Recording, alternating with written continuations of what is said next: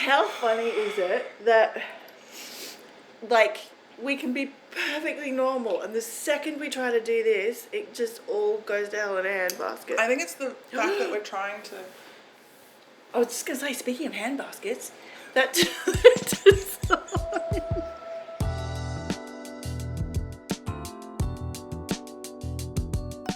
Hello, welcome back to Drop Stitches. We are sisters filming in Ballarat. I'm Leigh. I'm Amy. And we're going to talk about knitting, I guess. Yeah. Yeah. Can't wait. Yeah. It's been about a month Yes. since we filmed our last one. Yes.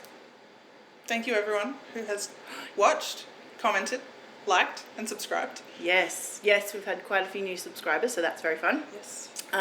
And I wanted to say this is kind of how I approach everything. We've been getting some really good comments, like some really engaged and, you know, some quite lengthy ones. And I was replying to someone the other day on our last video, and it was, you know, this tome almost like From you. Yeah, and I was virtually having a conversation. So I guess that's kind of nice. Like that's, you know, I guess that's why we're doing it, right? Like to be able to have some conversation, and it sort of feels like you're actually talking to a person. So yeah, it was really fun. I'm now treating the comments on our videos a bit like I treat conversation. And if you've watched any of our other videos, you will know that I just bleh. They're quite like lengthy. I just babble on. Yeah. I consciously have to rein myself in. Sometimes I do it at work as well. You know, like you have some back and forth, and I go, I need to draw a stop. line Yeah. here. Can I reframe what you just said Go on then. and say that we're so grateful Yes. to everyone who has Yes. left us lovely comments and really interesting and thoughtful and engaging comments, and we really love replying to you, and we hope you enjoy receiving long, maybe interesting replies back. Yeah. Because I feel like it's part of why we're doing this is to have that connection, whether you live around the corner from us or whether you live on the other side of the country or the other side of the planet. It's really nice to feel connected to people who have the same interests as us. Yes. While I'm still rabbiting on, shall I talk about what I'm wearing? This is my, was it called a musical? Mystery Musical. Mystery Musical shawl from last year. The Stephen West Mystery Knit-Along, which is coming up again soon, because I can't believe we're already nearly at the end of June. Just don't look at my hands. Don't look at the ends. There's only a few. Yeah. I mean, It's so they're pretty. woven in. I just need to snip them. I'm such a weirdo about like, ooh, that's wasteful. To snip it. It's this much, like a minute. It's wasteful anyway. for it to be hanging out the end like that. Yeah, I definitely could. Anyway, I move on very quickly when I finish an object. It doesn't need chopping. They're woven in. It's fine. I love the Just like contrast slips it. colour. No, the pink. Yeah. Because it's so different at every point, Yeah. and it's so fun. So I think I did talk a bit more about it in, like, was it our first one? Everything we knit in 2025. So I will have touched on. But anyway, I can very quickly say that the neutral colours are all undyed Gore Woolen Mill, and the contrast colour, the pink, is a Sally Ridgway. Couldn't tell you the colour name, but it's a Sally Ridgway, which was the first and only time I've ever used a Sally Ridgway, and I really liked the wool, so I will definitely be considering using her stuff again. Nice. Yeah, it was really nice. Yes, the end. Very fun. And I'm wearing my Midland cardigan, which I finished mid-April maybe, and I talked about it quite extensively in the last two podcast videos, so I won't go into great detail, but it's the Laura Penrose Midland cardigan, knit out of spinning yarns, weaving tails, wild briar yarn, and yeah, I've been wearing it quite a lot. It has it's more loose at the waist than I think it was when I first finished it. I don't know if it's just like relaxing, and the yarn does have some silk in it, which Laura did recommend using wool yarns, 100% wool yarns, and not necessarily using a silk yarn or a cotton or a linen. So drapey. Yeah, so potentially that's why it's stretched out. So I feel like it's a little bit less put together feeling than it was, but I still love wearing it. It looks really wearable, and I Yeah. feel like that's what my wardrobe's really lacking, is like really just wearable, easy, and Yeah. that sort of looks like that. So while it doesn't necessarily look all, I mean, I'm about to say it doesn't look all, tightened up or whatever, but it's not like, it doesn't look untidy. Like I didn't look at you this morning and go, oh, it looks a bit scruffy. Yeah. Yes. Yeah, no, I'm still really loving it. The one thing I have noticed is that the sleeves, I do tend to be pulling the sleeves towards my hands a little bit more. I think maybe because the arms are a bit tighter, so they just pull back just a little bit. And but it's so warm. Like, I'm actually amazed, considering it's garter stitch, considering it's a relatively open gauge, it's so warm. Maybe because the arms are a bit tighter, maybe because of the fact that it's wool and silk. I don't know how silk affects warmth, but it's been so comfortable, and yeah, like I haven't ever felt cold. It's good. I like it. I love it. I'm wearing it a lot. It has started to pill a bit, Oh yeah, but not super noticeable. I still love it. And I am wearing a beanie that Leigh made for me. I can't even remember when, like I've had it for years and years. like maybe 2017. We're just going to talk through the barking dog because he may not stop. Yes. So we'll just keep going and see how it goes.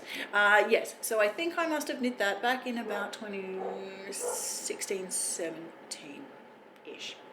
And I wear it every winter. I love it. It's so good. It's the perfect hat for, like, especially for hair like this, where I can like frame it around my face but still be like warm, and it's not too tight. I have no idea what I made it out of. It Probably might have been oval. Oh, I don't. It might have been oval. I Which don't know. is no longer a thing. That was Jacqueline, I think her name was. She was in the States. It was an organic. She just did organic wool. But yeah, she doesn't do that. Doesn't have that yarn business anymore. And it's a Joe Sharp pattern. Who I think is Australian. Shall we mention You just your know. Did I point it out last time? Yeah. Oh, yeah. We probably could, actually. I may have pointed it out last time, but I do still have the stitch marker in. Actually, I wore this out to dinner. I went out to dinner, and I took the shawl off in the restaurant, and as I was sitting there, I went, what is that? And just, so my stitch marker is still in there, because I dropped a stitch in the brioche, and didn't notice it until I was blocking it, put a stitch marker in it going, at some point I will, Fix but that. given my ends, it'll probably have a stitch marker in it forever. We'll see. While. Yeah. So do you have any finished objects? No. I also don't have any finished objects. Oh, that's good. Then we're at an even playing field here. Yeah. I have a very nearly finished object. I really, really was hoping I was going to have this finished, but sadly it did not happen. So do you want to try it on? Show us Yeah. what it looks like. Yeah. Yay. No. Oh, fits me quite nicely. Very nice. Oh my god. Okay. I'll make better try this on in a hurry, right? He's not getting Yeah, it. it's all yours. So,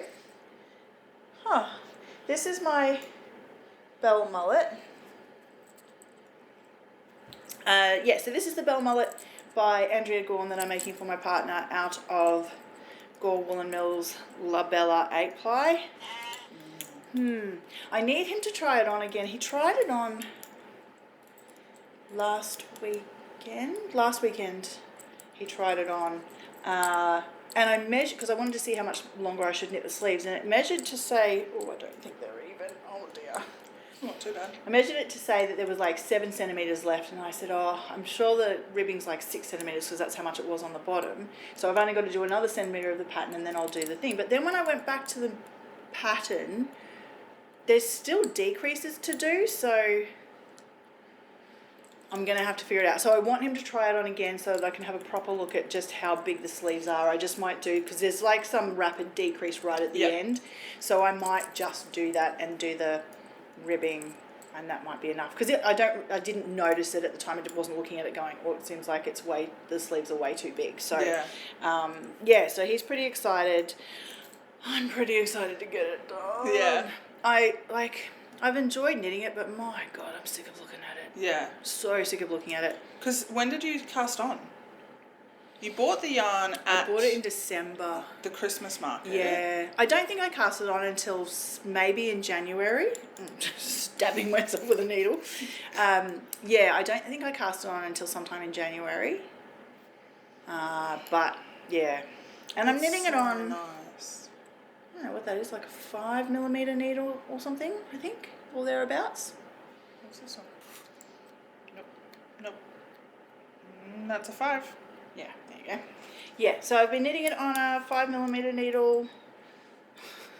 I really love the look of double moss stitch, but I'm looking at it here going, I think there's something not quite right in there. So I'm just not looking hard at it. It's fine. Yeah, it looks fine. I really like this double folded collar. It's the first time I've done one, I think. It feels really nice. He likes quite a high, like a close crew neck. So anyway, he's tried it on. He's really happy with it so far. So yeah, I've just got to figure out these last couple of issues with the decreases, and then it'll be done. And I can't fucking wait. Yay! I would love one for myself, but my God, this is giving me so much pain in my hand and my wrist, and so yeah, I've had to knit on other things, which I think is another reason it's taken me so long, because I put it down for quite a while, especially in the warmer weather as well. Yeah. And I just think this is why I don't knit for other people. Like, I'm so happy to make it for him, and I'll be so excited when he's got it and he's really looking forward to it and all of that. But you just put so much time into it, and I'm getting nothing out of it at the end, Like, I'm just... You get to look at it. Yeah. I'll probably wear it occasionally. Yeah. When we're not out together. How fun. But, Can I ask you about your bind-off on the hemp? Yes. Ask me about my bind-off. Tell me about your bind-off. I'm so excited. So... I think last time I was talking about it's a sewn bind-off, and I didn't want to do a sewn bind-off and all of that, and I was just like, ugh. Yeah, so I really wasn't keen on doing the sewn bind-off, but I also think I said I was going to give it a shot, because I was, no. I really didn't want to mess it up and have to undo it. Like, this has already taken me so long, and so I think I had seen... I think I follow, is it Rook Official on Instagram? So I've been following them on Instagram for a long time. So obviously their little reels of, tips and things pop up from time to time. And I don't know whether I had heard the Rook bind-off mentioned. I'd seen it somewhere. And so someone commented on our last video mentioning it as well. Yeah, and I had already done the bind-off. Oh. And it just so happens that it was the Rook bind-off I tried before they commented. So that's why I was kind of saying... Maybe, right. Watch the next one. It's so good. Yeah. Because you basically, so it's still sewn insofar as you've still got to estimate your yarn and use a needle. Yeah. But it's like you put the yarn through 3 stitches and drop 1 stitch off. Mm-hmm. And then you go through, so the 2 stitches you've already done, and I think there's like a sort of a starting thing, something you do special at the start. Go through 3 stitches, drop 1 off, then go back through those original 2 stitches, and then go through a new 3rd. Yeah. So you're always going through 3. Yeah. And dropping off the first one. Yeah. So I mean, I don't know. So does that mean there's no special treatment for purl versus a knit when you're doing a bind off in ribbing? No. Okay, cool.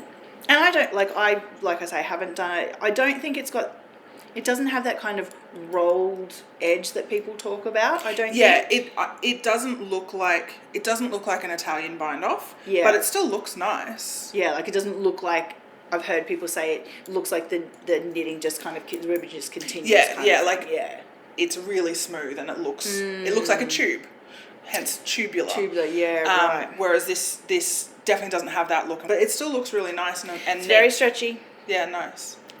And it was very easy. All about easy. Oh, I did run out of yarn with about that much to go. How did you fix that? I think I just added a new bit in and maybe did the kind of weave and Steve and... Right.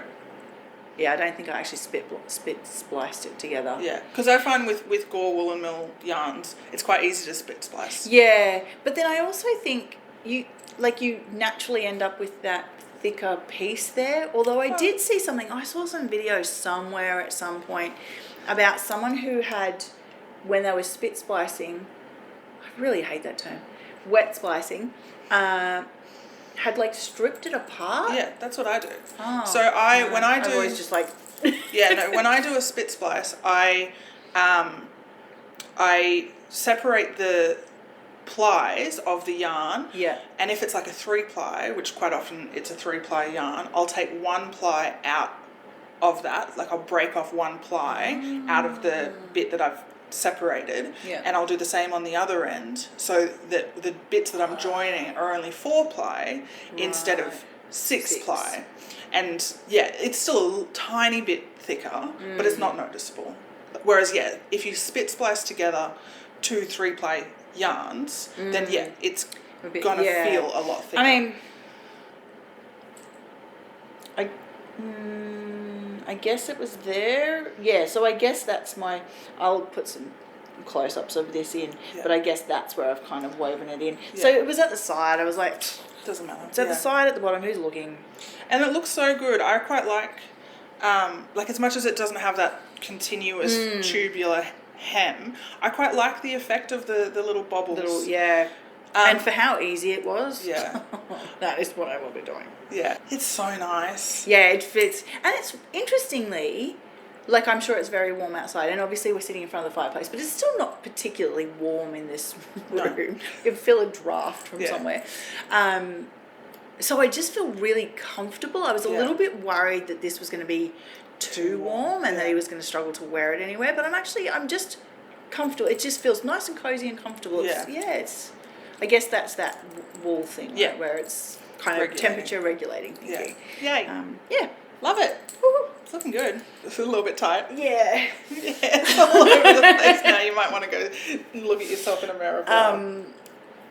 So my bind off is a bit of a thing, but he's not bothered. He's like, no, I don't care. Yeah, cool. It goes over his head. He doesn't have hair. His head might be a little bit smaller than mine too. Yeah. Oh, he's here. Hello. Hello. How's it going? Should I go put my Hortik on and come back with my Hortik on? Yeah, do that. While he's been noisy. Yeah, fun. It looks so good. Yay! So this is my Hortik. I spoke about it in the last podcast. Since then, I have added the collar, and I have finished both sleeves. Oh, they're finished. They're finished. Oh. Because they're short. The pattern. In the last episode, I said that it has the option of short sleeves or long sleeves, but in reality, the pattern just says if you want long sleeves, just do decreases at a rate that you're comfortable with. Oh, okay. So it doesn't really hold your hand through. And that's too much for me. It does tell you which charts to use to continue, but it also says to include decreases. So I think that to me was just too complicated, and I wanted short sleeves anyway. Yeah, it's super cute. This is also blocked. Oh, so I washed this on Friday morning. It's Sunday morning now. It's mostly dry. Welcome to Ballarat in winter. Ballarat in winter. And it hasn't even been that cold yet. Yeah, but it's mostly dry now. So all of the variation that I mentioned in the last podcast, I think has really evened itself out. Like these green strips in between the trees are a little bit more raised, but they were much more noticeably raised before blocking, and I'm much more happy with how it's looking now. I was a bit worried that it was not going to even itself out, but I'm pretty happy with how it looks. So my question is, did you do the under over thing, no. The colour work? Yeah, right. The colour dominance. Oh, yes.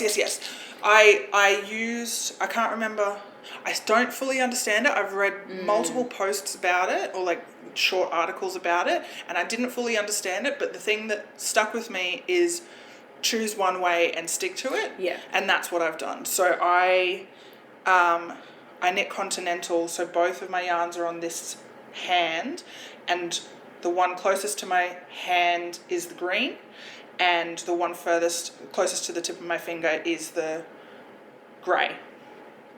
Right, which is probably the under. The grey would have been under, because I'm knitting English style, and my memory was the colour you kind of want to pop comes from underneath. Right. I believe. Cool. Yeah, that's just cute. I mean, it's definitely, pretty Oh, look at that. So I don't know if anyone who can read colour work can tell us what I've done, because I don't know, but this is what it's looking like. I feel like, and I'm gonna. Someone will probably correct me if I'm saying this completely out of turn, but I think if you hadn't done it the right way, maybe the grey would have been a little bit more muted. Yeah, one of them looks more dominant than the other, and it makes it pop a bit more. Yeah. I think both look good. Like, I don't think there's a right or a wrong answer. Yeah. I think both are good. I think the issue is when you change it up throughout. Yeah. And then you makes get it a bit some inconsistency. inconsistency. Yeah. I will say, now that this is blocked, and with the cuff and everything done on the sleeve is much longer than I was hoping for. This is kind of the same length as the sleeve on your grape tee, ended up at this like elbow length, kind of awkward length. Yeah. Whereas I probably would have preferred, and this is roughly where it sat before I blocked it, just above. Right. So it grew quite a lot. The other thing is it feels big. Not insanely big. Voluminous. Like, I don't think it's enough for me to want to change it. Yeah, like you could put it on over like a long sleeve top and stuff like that. Yeah. But you couldn't really wear anything over the top of it because of the sleeves. Yeah. And what's the rest of it, like, what happens to the rest of it? You continue with, I think it's just this flower chart, offset. So I've just started on the next repeat. Yeah. So yeah, it'll go flower, flower, flower, flower, flower. Just until the rest you're of the ready. way down. Yeah. And then you just finish it as long as you want to finish it, I guess. Yeah, and I assume there's a hem, but I don't actually know for sure. So all that's left to do is the body. Yeah, nice. Yeah, I like close up, it's all just kind of green and grey, but from a distance, so it'll look good on the screen. Yeah, it looks really good from a distance. Oh, it really makes me want to knit something. Yeah, I'm really, really happy with it. I'm a little bit disappointed in the sleeve length. And you wouldn't rip back, I guess. Well, because then you'd sort of like, you'd have to basically rip back to there. Yeah, which is probably the right amount to rip back to. Is that like what is that bind off? That is just a pearl bind off. So is that in the pattern? Yes, that's what the pattern calls really for. Nice. I like that. So what it is you do the 2x2 ribbing, and then you do a round of stockinette, like just knit everything, and then you bind off pearlwise. So you get this quite nice. I like nice little edge on it. Yeah. So I really like that. But yeah, I think I could justify taking it back up to this repeat, but I want to wear this to Bendigo. Yeah. So I don't want to do that before then. Yep. I want to just finish this, wear it to Bendigo, and then see how I feel at the end of that, and maybe go back and fix the sleeves. One of the sleeves I bound off. The ribbing, she doesn't tell you to go down a needle size for the 2x2 ribbing. She did for the 1x2, 2x1. Tell you to go down a needle size, but for the 2x2 she didn't tell you. She told you to stick with the same needle size, and then she doesn't tell you to go down a needle size to bind off. And one of my sleeves I bound off in the same needle size that I was using for the whole body, and it's a little bit wavy. So then the other sleeve, just for the bind off, I went down a needle size, and I much prefer how neat that looks. So I'm going to, before Bendigo, I'm going to go back and rebind the other sleeve, but I'm not going to change the length just Right. yet. But yeah, so I'm really happy with it. Yeah, it's pretty nice. I really like the collar. I like the height And of it. it was all pirate pearl? This is all pirate pearl using the Fathom base 8-ply alpaca merino. The main colour, the green colour, is Zest. The one of a kind, I thought this was a one of a kind colourway, but one of them is one of a kind, and one of them actually has a colour name on it. And so the point at which I switched, there's 2 skeins of the grey. The point at which I switched between the two is the sleeve. So you can kind of see it. This top bit, which was done still in the round, is slightly darker than these ones, which was done in the second colourway. Yeah, certainly didn't stand out to me when I was looking before. I didn't alternate skeins, so I just kind of hoped for the best. And I don't think it's obvious enough. Yeah. I can kind of see it, but I don't think it's obvious enough. Everyone's gonna be so blinded by the amazing gorgeous outfit. it is. Yeah. Yeah. So that's a pretty fun little segue to my Bendigo. It's not really a Bendigo plan because you Bendigo have a project. nearly finished thing. Well, actually, I wasn't going to talk about. That wasn't what I was thinking of. Oh. Yes. So let's go back. That's a good segue into my Bendigo project. Speaking of things I'm sick to death of looking at. Oh no. It's just, I think what I realised maybe in the last week or so, I have too many whips. I think I need to pay more attention to that in future because I just don't feel like I'm getting anything done. And it's a bit frustrating, and I'm definitely a product knitter. Yeah. And so while I do like the process, not having finished objects is kind of getting me down a little bit. Yeah. Feeling like I'm always knitting and I've got nothing to show for it. Yeah. So this is where I'm at with my Bendigo project Noosa scarf.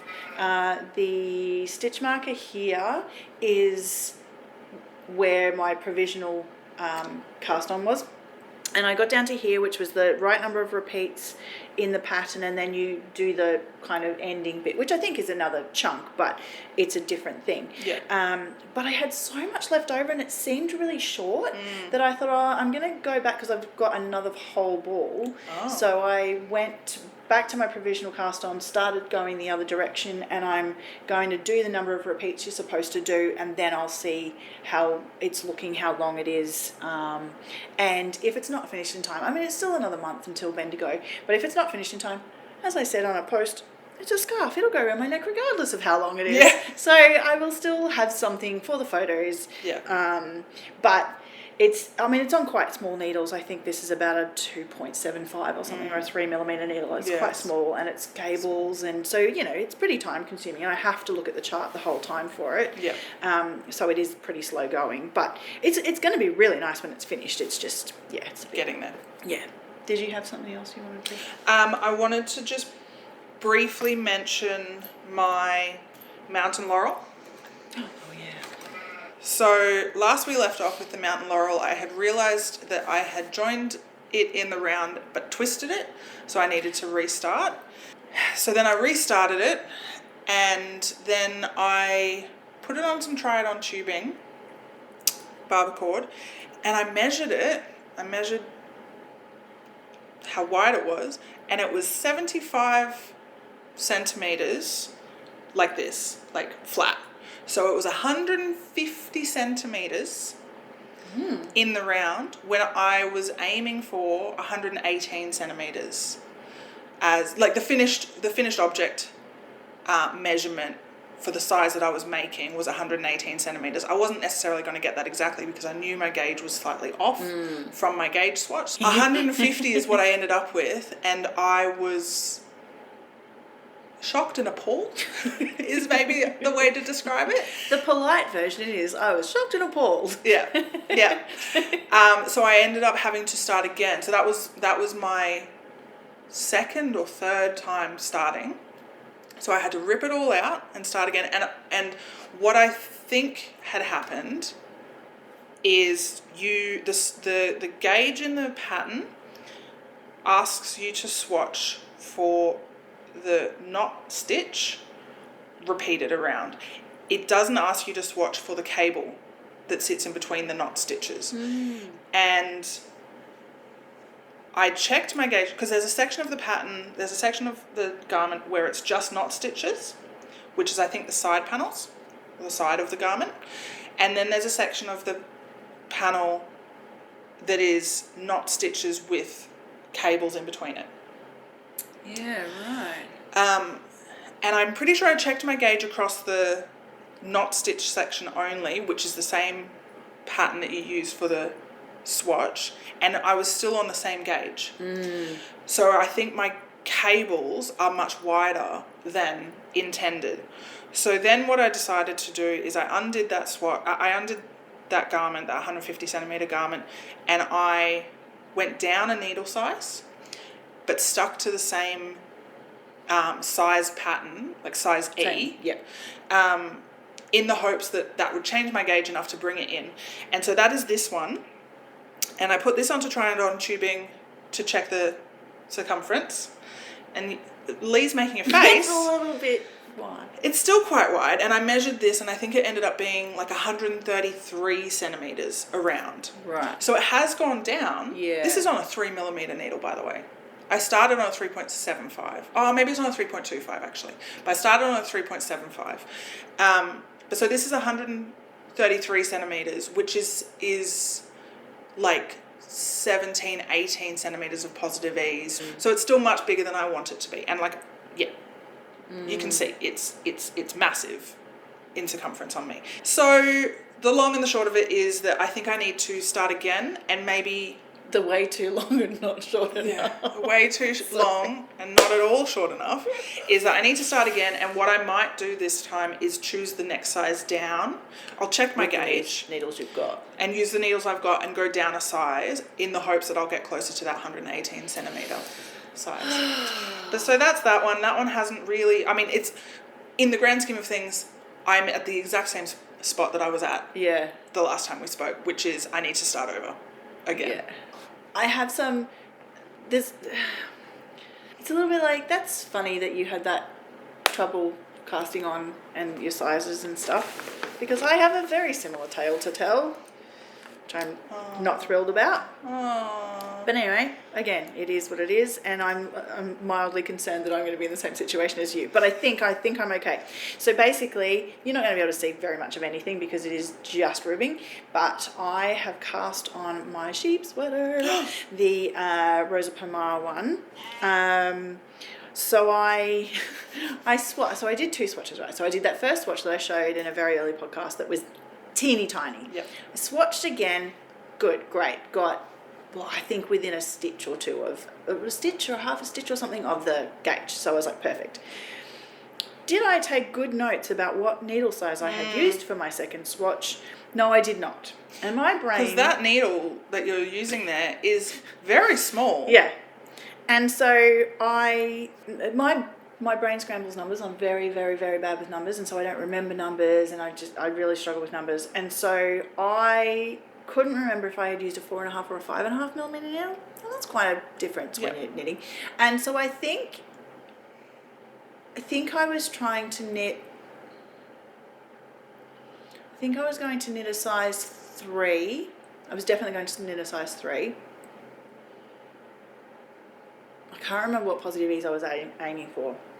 I think I was ever so slightly off gauge, that I was expecting to have slightly less ease than the pattern intended, but the size 3 in the pattern says it has slightly more ease than the other sizes. Like for some reason this one is a different size. So anyway, I think I cast on with like, and then, so yeah, it gets even better. I thought it was a 4.5 or a 5.5, couldn't remember. I think I actually cast on with a 5. Okay. Split because, the difference. you know, why wouldn't you? I got through the ribbing and I got probably through... How many sheep did you have? I think I had only really done one. Yeah. So it was probably about that high. And I thought, that's kind of enough. And as I was going, I was like, this is really... It was on this cable, a really quite long cable. And I thought, this seems quite big. And I just kept going. Wasn't too worried. I knew that I had a slightly looser stitch look on the bigger needle, but I knew it was going to fit. And I thought, well, when I wash it, it's all going to fluff up because I'm using Windara. And my swatches had really puffed up and were beautiful. So I was like, it'll fill in the gaps. It'll be fine. But then, once I'd got to this point, I thought, this is really big. And when I tried it on, I was like, oh, like I've got about this much too much here. So I ripped it out and started again. And I'd spent about 4 or 5 hours of time just sort of knitting on the ribbing. And then however much time, I think I was up to about 10 hours I think I'd spent on it, which I guess in the scheme of things is not that much time, but... Anyway. But to have to undo it all. Yeah, so I had to rip it all out again. So I'm sticking to the size 3. So same sort of thing. I'm going to stick to the size 3. I've gone down to a... whatever this is. I'm doing the ribbing. So I think this is a 3.75 or a 3.5. Yeah, it feels like a 3.75. And then I'm going to do the body on a 4. Oh, okay.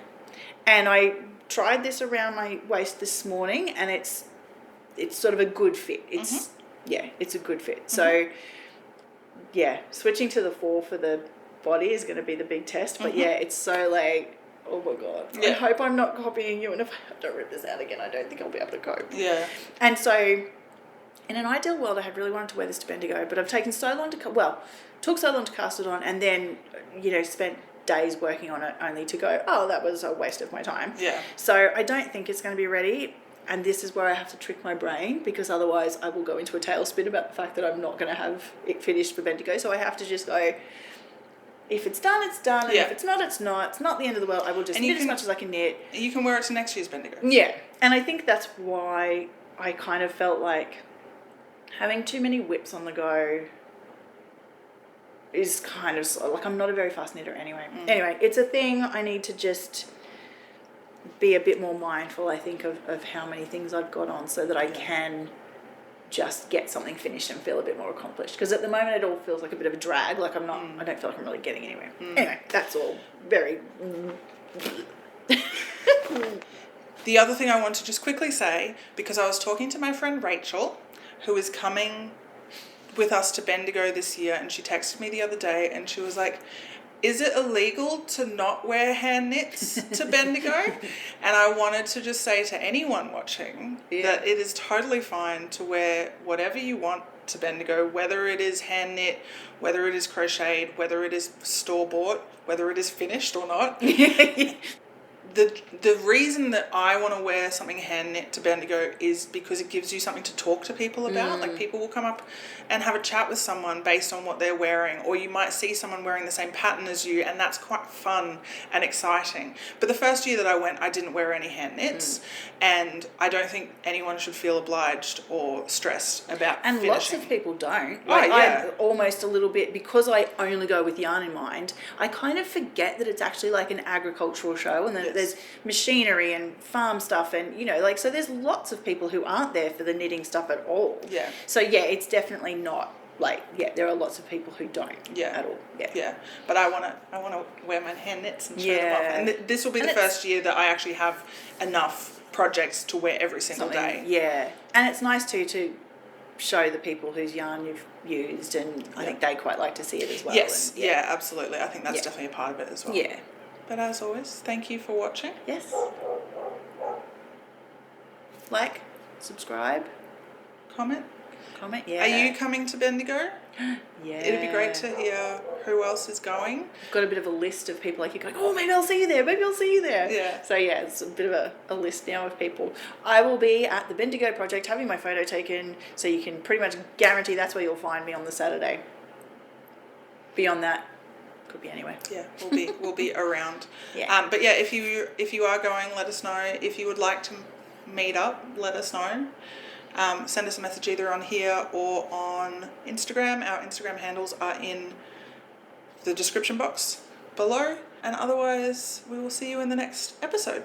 Yes. And share all our thinking, all our plans. Hopefully something finished. Maybe something finished. Hopefully you've got your thing finished. Maybe I'll have this finished. Who knows? We might have lots finished. Who knows? The world is our oyster. Okay, bye. Bye. Then we can do one after Bendigo and see how well we stuck to it. Yeah. Yes. We're not twins. Did you know you were featured in our last video? Yeah, you. I wasn't going to tell him. But you might come into the bloopers. Well, he hasn't been funny yet. He needs to be funny to make the bloopers. Our bloopers are hilarious. Yeah, everyone loves them. We don't have a script. Maybe we should probably have a script just so we don't get it all wonky like.